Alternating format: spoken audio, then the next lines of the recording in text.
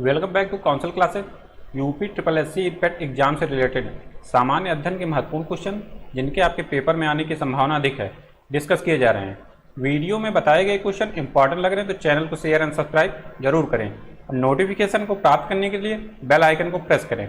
चलिए शुरू करते हैं सेशन को। क्वेश्चन नंबर 1 है आपका, आकस्मिकता निधि को राष्ट्रपति कैसे व्यय कर सकते हैं?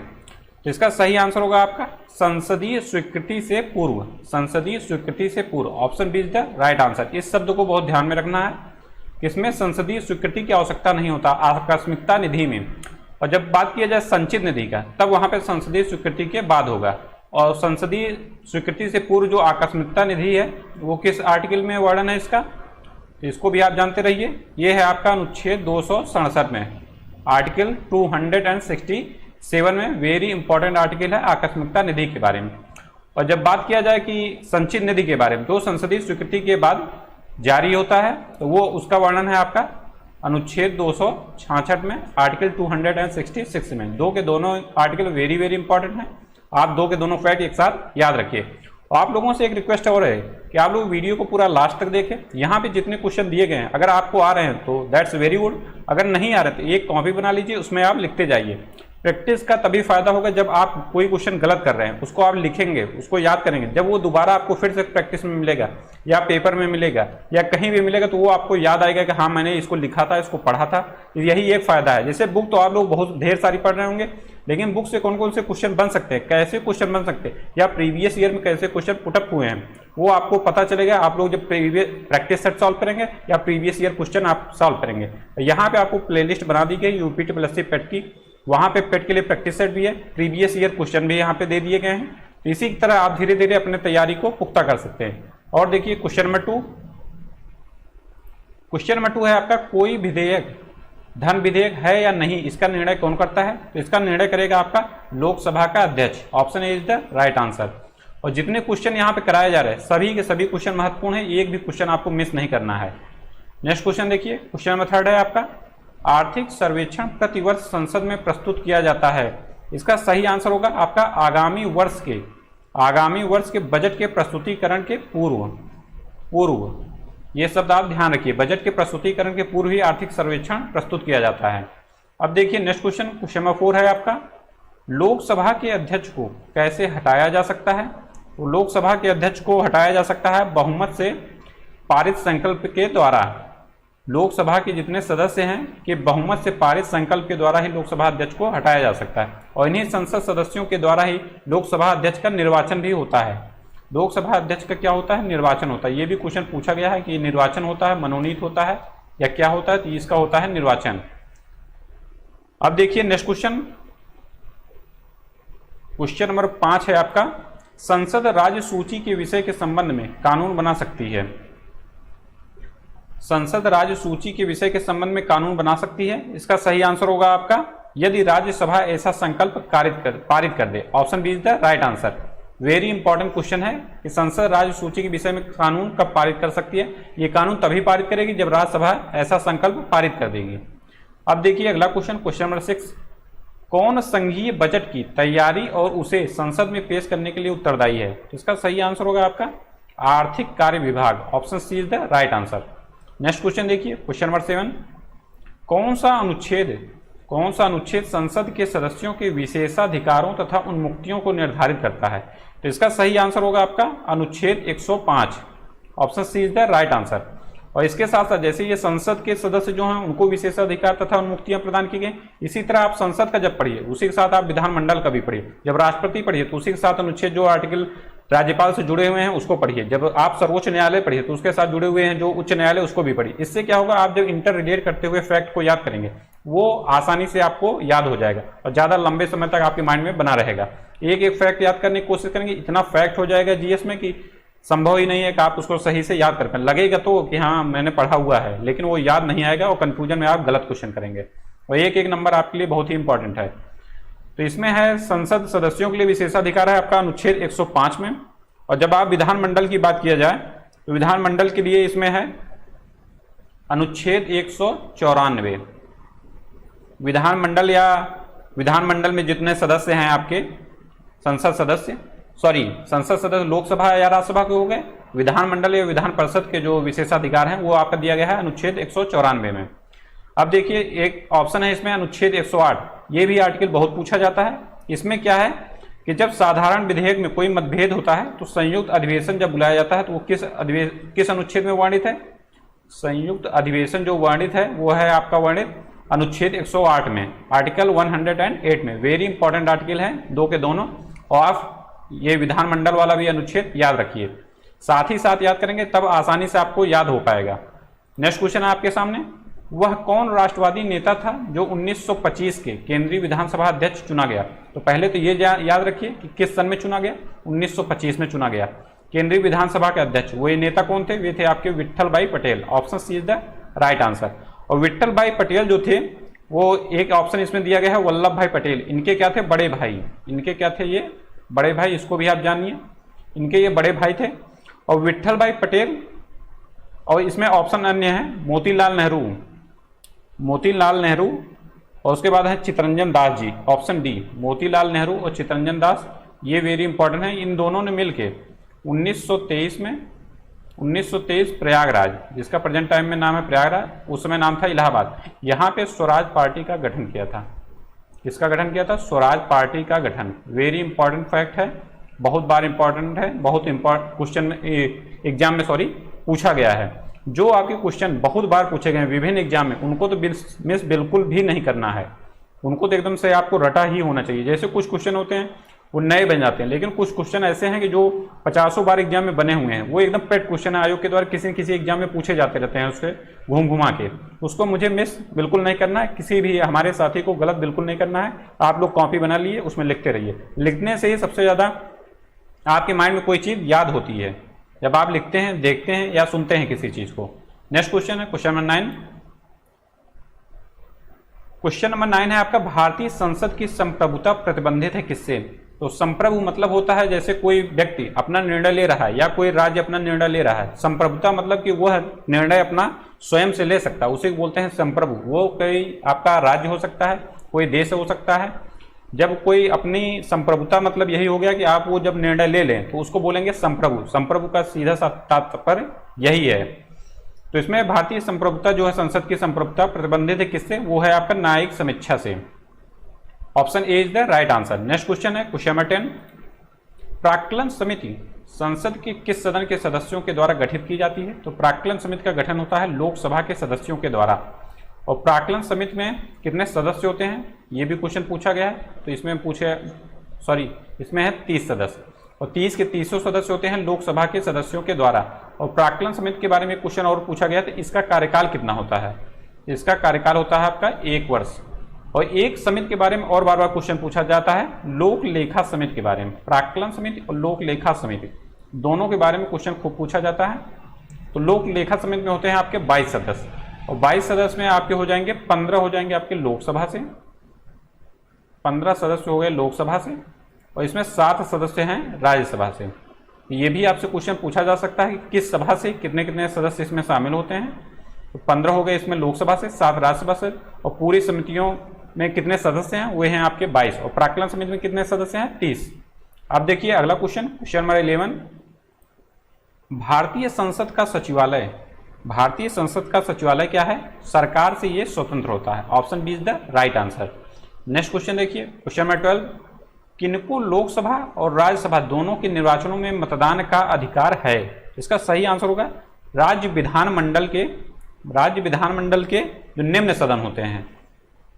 निम्न सदन और उच्च सदन में आपको कंफ्यूजन नहीं होना चाहिए। उच्च सदन मतलब ये हो गया जो आपका विधान परिषद हो गया उच्च सदन, और जब संसद की बात करें तो जो हो गया राज्यसभा वो हो गया आपका उच्च सदन, और जब संसद की बात करें वहां पर निम्न सदन होगा आपका लोकसभा, और जब राज्य विधानमंडल की बात करें तो वहां निम्न सदन होगा आपका विधानसभा। तो राज्य विधानमंडल के निम्न सदन मतलब विधानसभा के निर्वाचित सदस्य जो हैं, यहाँ पे मनोनीत नहीं निर्वाचित सदस्य जो हैं, वो लोग आपके लोकसभा और राज्यसभा दोनों के निर्वाचनों में मतदान का अधिकार रखते हैं। अब देखिए अगला क्वेश्चन, क्वेश्चन नंबर 13। भारतीय संसद के दोनों सदनों की प्रथम संयुक्त बैठक हुई थी कब? और संयुक्त बैठक आपको बताया गया, संयुक्त बैठक होता कब है? तो संयुक्त बैठक का प्रावधान है आपका अनुच्छेद 108 में, अनुच्छेद 108 में। और ये प्रावधान तभी होता है जब आपका लोकसभा और राज्यसभा में किसी बात को लेकर मतभेद हो जाए, या तो जैसे कोई लोकसभा के द्वारा कोई विधेयक पास कर दिया गया है, राज्यसभा के द्वारा उसको रोक लिया गया और मैक्सिमम 6 महीने तक रोक लिया गया, उसके बाद क्या करता है, संयुक्त बैठक आहूत कौन करता है, आहूत मतलब बुलाता कौन है, तो बुलाता है इसको राष्ट्रपति। ये भी क्वेश्चन कई बार पूछा गया है। और संयुक्त बैठक की अध्यक्षता कौन करता है, तो अध्यक्षता करेगा इसका लोकसभा का अध्यक्ष। ये भी क्वेश्चन बहुत बार पूछा गया है। मोस्ट इंपॉर्टेंट है आपका अनुच्छेद 108। तो इसमें संयुक्त बैठक अभी तक प्रेजेंट टाइम तक कितनी बार हुई है, ये हुई है आपकी 3 बार। और प्रथम बार कब हुई थी, ये हुई थी आपका दहेज उन्मूलन विधेयक के संबंध में। Option A is the right answer. और दहेज उन्मूलन विधेयक किस सन में ये हुआ था, ये हुआ था आपका 1961 में। उसके बाद सेकेंड टाइम जब हुआ था, ये किस सन में हुआ था, ये हुआ था आपका 1978 में। ये किससे संबंधित था, ये संबंधित था आपका बैंकिंग सेवा आयोग विधेयक से। बैंकिंग सेवा आयोग विधेयक 1978 में सेकेंड टाइम ये संयुक्त बैठक हुई थी। उसके बाद थर्ड टाइम हुई थी आपकी 2002 में। 2002 में पोटा राजा भैया से ज़्यादा आप लोग विवादित था मामला, उसी की तरह उनको केस किया गया था पोटा के। वो आप लोग बहुत चर्चित केस था 2002 का, ये आप लोग जानते होंगे। तो पोटा का फुल फॉर्म ये होता है आतंकवाद निरोधक अध्यादेश। आतंकवाद निरोधक अध्यादेश, इसके बारे में भी पूछा जा सकता है। आतंकवाद निरोधक अध्यादेश, जैसे कोई शब्द कई बार चर्चित है उसका आप फुल फॉर्म भी जानते रहिए कि क्या है इसका मतलब। जैसे पोटा शॉर्ट फॉर्म में जान रहे, उसके बाद उसका जब कभी फुल फॉर्म पूछ लिया जाए तो उसके बारे में भी आप जानते रहिए, जो बहुत ज़्यादा चर्चित है। अध्यादेश, आतंकवाद निरोधक अध्यादेश, ये हो गया आपका अध्यादेश, ये हो गया आपका पोटा का फुल फॉर्म, इसको भी आप जानते रहिए। जैसे आप कोई पेपर पढ़ते हैं या अपने समाज में कहीं भी रहते हैं तो अगल बगल की चीज़ों को भी ध्यान देना चाहिए। कभी कभी नॉर्मली क्वेश्चन भी वहाँ से आपके सेंस ऑफ प्रेजेंस पे बन जाते हैं, प्रेजेंस ऑफ सेंस के। तो वो हम लोगों को हमेशा क्या है ना कि एक्टिव रहना है। जब तक हम लोग तैयारी में हैं या पूरे जीवन में जहाँ भी रहें एक्टिव रहें, अगल बगल क्या चीज़ें हो रही हैं उसको भी ध्यान में आप देते रहिए। नेक्स्ट क्वेश्चन देखिए, क्वेश्चन नंबर 14। क्वेश्चन नंबर 14 है आपका, एक वर्ष में कम से कम कितनी बार संसद की बैठक होना आवश्यक है, तो इसका सही आंसर है ऑप्शन बी 2 बार। नेक्स्ट क्वेश्चन देखिए, क्वेश्चन नंबर 15। भारतीय संविधान का कौन सा अनुच्छेद संसद को अंतर्राष्ट्रीय समझौतों को लागू करने के लिए विधि निर्माण करने की शक्ति प्रदान करता है, तो इसका सही आंसर है अनुच्छेद 253, article 253। Option B is the right answer. Very important article है, हाल के विभिन्न एग्जाम में बहुत बार पूछा गया। आर्टिकल 253 और आर्टिकल 249 दोनों आर्टिकल बहुत पूछे गए। 253 में तो है अंतर्राष्ट्रीय समझौतों को लागू करने से संबंधित विधि का निर्माण करने की शक्ति, और अनुच्छेद 249 में क्या है, 249 में क्या है, इसमें है आपका राज्यसभा जो है उसके पास क्या है, एक विशेष महत्व है, राष्ट्रीय महत्व पे जो विषय हैं उसको घोषित करने का अधिकार है। राज्यसभा को इसमें है वर्णित, राज्यसभा को वर्णित राष्ट्रीय महत्व का विषय, राष्ट्रीय महत्व के विषय को घोषित करने का अधिकार, राष्ट्रीय महत्व के विषय को घोषित करने का अधिकार, घोषित करने का अधिकार है।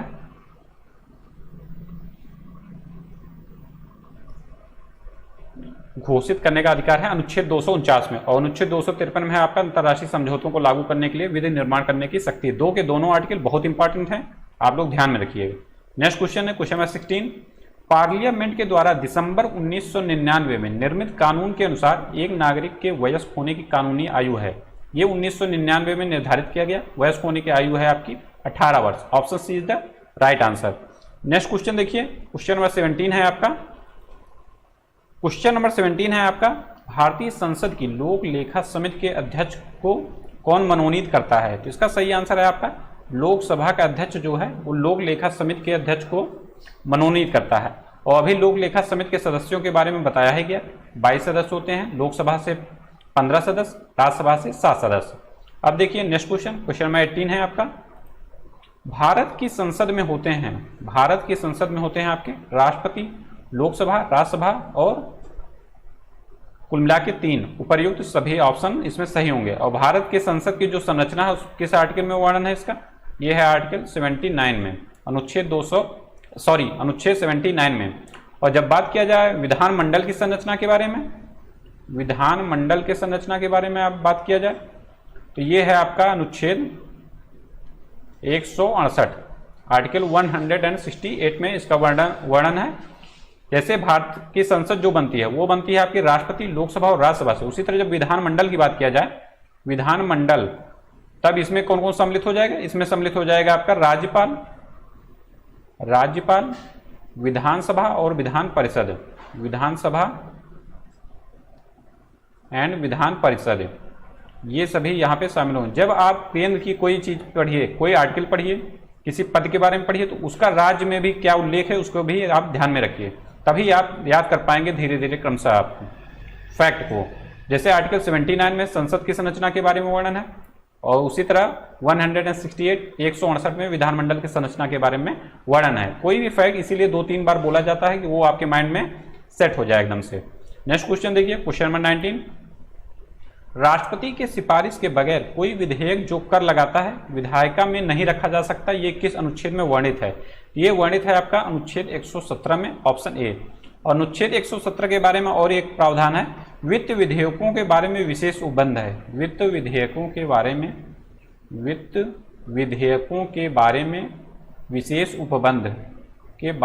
विशेष उपबंध है आपका अनुच्छेद 117 में। इसको भी आप जानते रहिए, very important fact. Next question देखिए, क्वेश्चन नंबर 20, क्वेश्चन नंबर 20 है आपका, लोकसभा का सचिवालय सीधे नियंत्रित होता है किससे? ये नियंत्रित होता है सीधे लोकसभा के अध्यक्ष के द्वारा, ऑप्शन डी। नेक्स्ट क्वेश्चन देखिए, क्वेश्चन नंबर 21, किस वर्ष में खाद्य मिलावट निवारण अधिनियम प्रथम बार लागू हुआ था? ये वर्ष है आपका 1954, ऑप्शन सी। नेक्स्ट क्वेश्चन देखिए, क्वेश्चन नंबर 22, संसद के सूचना अधिकार अधिनियम को भारत के राष्ट्रपति की स्वीकृति प्राप्त हुई, कब प्राप्त हुई? ये प्राप्त हुई आपकी 15 जून 2005 को, 15 जून 2005 को, ऑप्शन ए। नेक्स्ट क्वेश्चन देखिए, क्वेश्चन नंबर 23 है आपके सामने, घरेलू हिंसा से महिलाओं की सुरक्षा अधिनियम कब लागू हुआ? ये लागू हुआ आपका 26 अक्टूबर 2006 को, option D is the right answer. और ये अधिनियम आया कब था? घरेलू हिंसा अधिनियम ये आया था आपका 2005 में, अधिनियम आया था 2005 में। और जब ये पूछा जाए कि लागू कब हुआ था, तो लागू आप डेट सहित सन याद रखिए, 26 अक्टूबर 2006 को, चूंकि ये क्वेश्चन कई बार पूछा गया है तो आप इसमें डेट भी याद रखिए। अगला क्वेश्चन है 24, क्रिमिनल ट्राइब्स एक्ट सर्वप्रथम अधिनियमित हुआ था कब? तो ये अधिनियमित हुआ था आपका 1871 में, 1871 में। अगला क्वेश्चन है आपके सामने, लोक लेखा समिति की रिपोर्ट प्रस्तुत की जाती है कहां पे? तो लोक लेखा समिति की रिपोर्ट प्रस्तुत की जाएगी आपका लोकसभा में, ऑप्शन ए। अगला क्वेश्चन है, किस राज्य से लोकसभा के 2 सदस्य निर्वाचित किए जाते हैं? तो ये राज्य है आपका त्रिपुरा, त्रिपुरा से 2 सदस्य निर्वाचित होते हैं लोकसभा में। अगला क्वेश्चन देखिए, क्वेश्चन नंबर 27, निम्नलिखित में से कौन राज्यपाल की नियुक्ति करता है? तो राज्यपाल की नियुक्ति करता है आपका भारत के राष्ट्रपति, option D is the right answer. Bharat के राष्ट्रपति जो हैं राज्यपाल की नियुक्ति करेंगे। जब इसी तरह जब राष्ट्रीय आपातकाल लगता है तो राज्यपाल सीधा निर्देश देता है राष्ट्रपति को, उसमें पूरा किसी भी राज्य का जो मुख्यमंत्री का कार्य है वो उस समय प्रेजेंट टाइम में राज्यपाल करता रहेगा। इसीलिए होता है ना कि राज्यपाल की नियुक्ति की जाती है राष्ट्रपति के द्वारा। अगर वो चुना जाएगा तो वो एज ए पैरेलल गवर्नमेंट बनाए। ये क्वेश्चन भी कई बार पूछा गया है बड़े एग्जाम में, IAS PCS में, कि राज्यपाल का चुनाव क्यों नहीं होता, उसका नियुक्ति क्यों किया जाता है राष्ट्रपति के द्वारा? तो वो इसीलिए होता है कि अगर उसको भी चुनाव के द्वारा लाया जाएगा तो वो भी एज ए पैरेलल गवर्नमेंट, जैसे मुख्यमंत्री का उसी तरह राज्यपाल भी अपना बनाएगा। इसीलिए उसको राष्ट्रपति के द्वारा ही चुनाव, उसकी जो समयावधि है वो भी निर्धारित किया जाता है राष्ट्रपति के ही इच्छानुसार या कर लीजिए या दयानुसार कर लीजिए। तो राज्यपाल तभी तक अपने पद पे बना रहेगा जब तक राष्ट्रपति का उस पर दया बना रहेगा।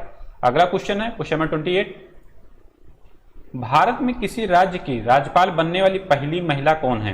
पहली महिला राज्यपाल भारत की और या यूपी के ये होंगे आपके Sarojini Naidu ji, option B is the right answer. अगला क्वेश्चन है क्वेश्चन नंबर 29, किसी राज्य के राज्यपाल के द्वारा जारी अध्यादेश का अनुमोदन होना आवश्यक है? तो इसका सही आंसर आपका राज्य की विधायिका के द्वारा। और एक क्वेश्चन यहाँ पे और बनता है, तो राज्य का जो अध्यादेश जारी होता है ये किस अनुच्छेद के अंतर्गत होता है? ये होता है राज्यपाल के द्वारा, अनुच्छेद 213 के अंतर्गत अध्यादेश जारी कौन करता है? राज्यपाल। और जब बात किया जाए संसद में राष्ट्रपति के द्वारा जो अध्यादेश जारी किया जाता है वो किस आर्टिकल के थ्रू होता है? वो है आपका आर्टिकल 123, 123, दोनों आप एक साथ याद रखिए। अगला क्वेश्चन देखिए क्वेश्चन नंबर 30, भारत के संविधान में किसके विरुद्ध अभियोग चलाने का प्रावधान नहीं है? तो राज्यपाल के विरुद्ध अभियोग चलाने का कोई प्रावधान नहीं है, और राष्ट्रपति के विरुद्ध, भारत के न्यायाधीश और उपराष्ट्रपति के विरुद्ध ये प्रावधान है। अभियोग चलाने का कोई मतलब ही नहीं। जब राज्यपाल नियुक्त किया जाएगा राष्ट्रपति के द्वारा, हटाया जाएगा राष्ट्रपति के द्वारा, तो उस पर अभियोग चलाने का कोई मतलब ही नहीं बनता। ये हो गया आज के सेशन का लास्ट क्वेश्चन। आप हमारे साथ इसी तरह बने रहिए। क्वेश्चन को पाने के लिए मोस्ट इंपॉर्टेंट क्वेश्चन यहाँ पे डिस्कस किए जाते हैं। तो मिलते हैं नेक्स्ट वीडियो में। Thank you so much.